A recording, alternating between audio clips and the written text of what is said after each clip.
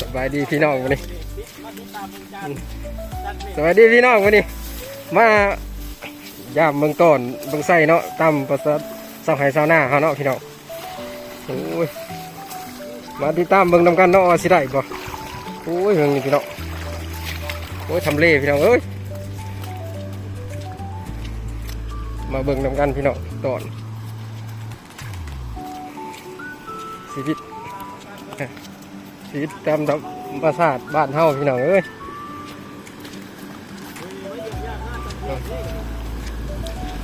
มาเยี่ยมยามหน้าจันเทพเพิ่นมาเลยมากินปลาพี่น้องเอ้ยมาติดตามเบิ่งนำกันพี่น้องว่าสิได้ปูได้ปลาตายสอนได้ต้องพี่น้องเนาะ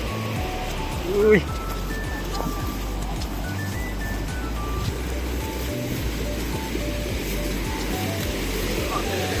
นี่พี่น้องโอ้โต่งนะพี่น้องนี่บนใส่ปลากัน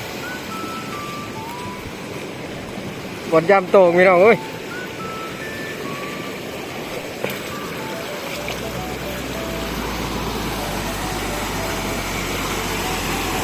ยำโต่งพี่น้องโอ้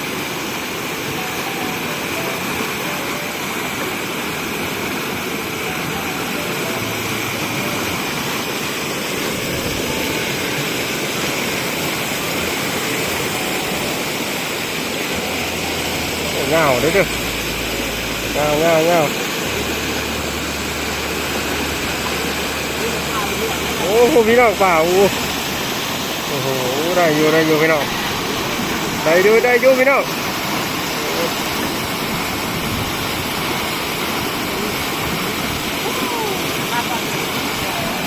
ได้อยู่พี่น้อง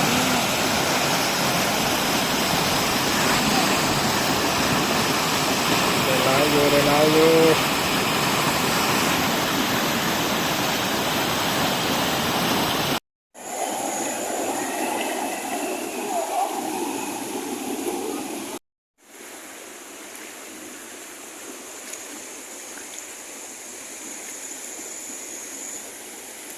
สวัสดีพี่น้องเนาะมาเบิ่งเนาะ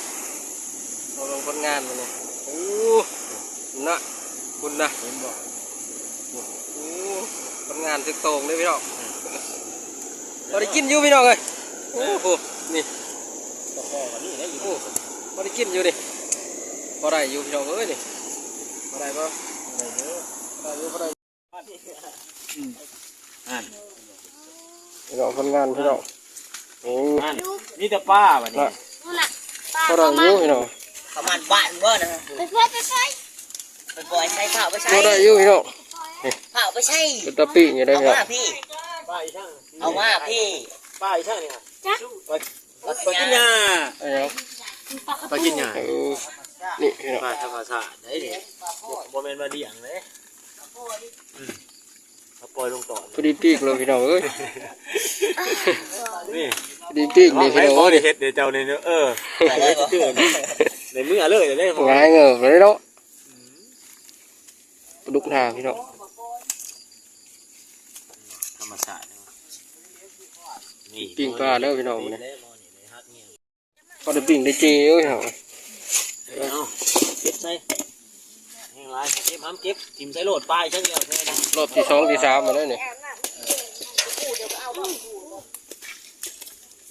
นี่โหลดแต่เสานี่โห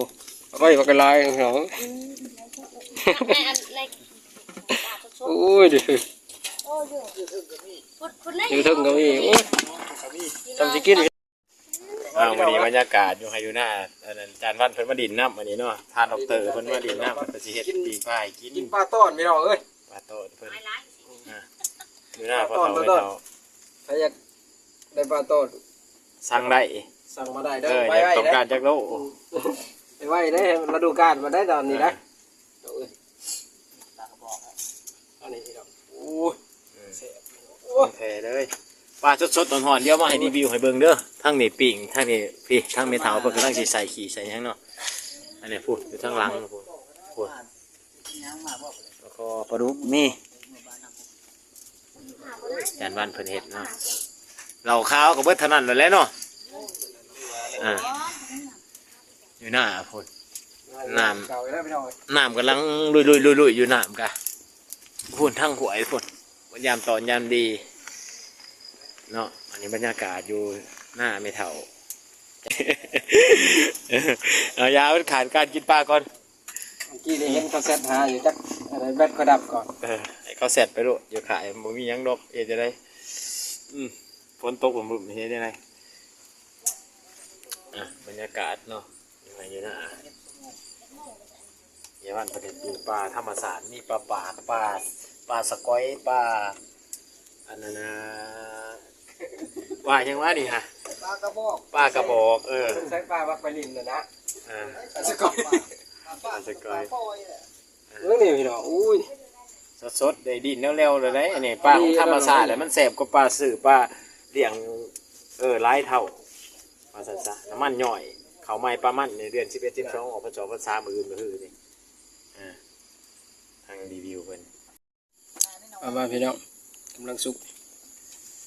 อุ้ย ปลายังนี่ก็เท่าเดิมนะ แฮมรสนี่ ปลาตาไซ ใส่ใส่ คล้ายๆคือปลาสอยเนาะปลาสอยน้ำคลอง สดๆร้อนๆเราพี่น้องโอ้ย ปากพิลาบ